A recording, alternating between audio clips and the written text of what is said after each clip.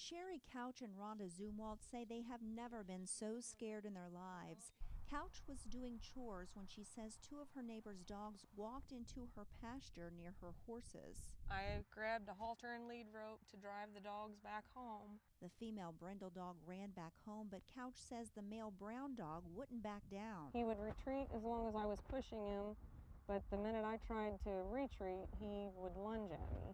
Couch's mother, Rhonda, handed her a roofing fork to try to scare the dog away. The two women got the dog to the property fence line, but then found themselves being chased. So they climbed this fence, called 911, and waited there for about 20 minutes. Couch says when the dog got tired and went to sit in the shade, her mother got down from the fence and ran safely to the other side of this gate.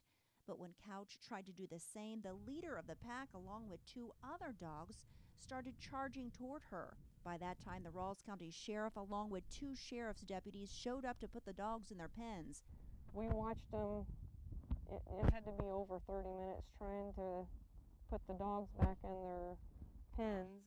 The female let him put her in her pen, but the male brown dog that was the most aggressive, they tasered him and he ran off into the woods. And then the white dog, they were trying to put him in his pen, and the more they tried to get him in the pen, the more aggressive he got. And I watched him lunge at the officer several times, and they tried really hard to get him in the pen without anything happening. And they lunged at him, and he got really close, and then that's when I heard the fire of their gun. Marvin Green had been out of town for a couple of days. He and his kids came home to find their dog, named Chopper, dead on the roadway leading up to their home. Has Chopper ever shown aggression that you have seen?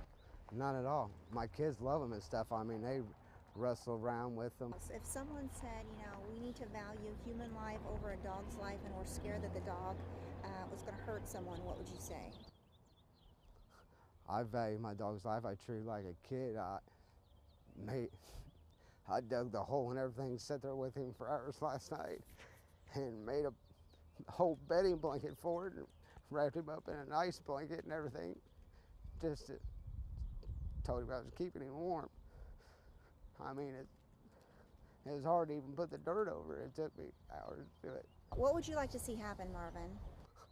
An apology to my 12-year-old son having to come home to his dogs. Was my dog laying there not moving and puddle of blood, the hole in his head. So this is terrible tragedy, and my heart goes out to the family.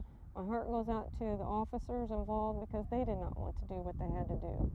So I just want public awareness, check your cables, make sure the dog's enclosure they can't get out of. We love animals, and it just makes us sick what happened, but at the same time we were scared to death.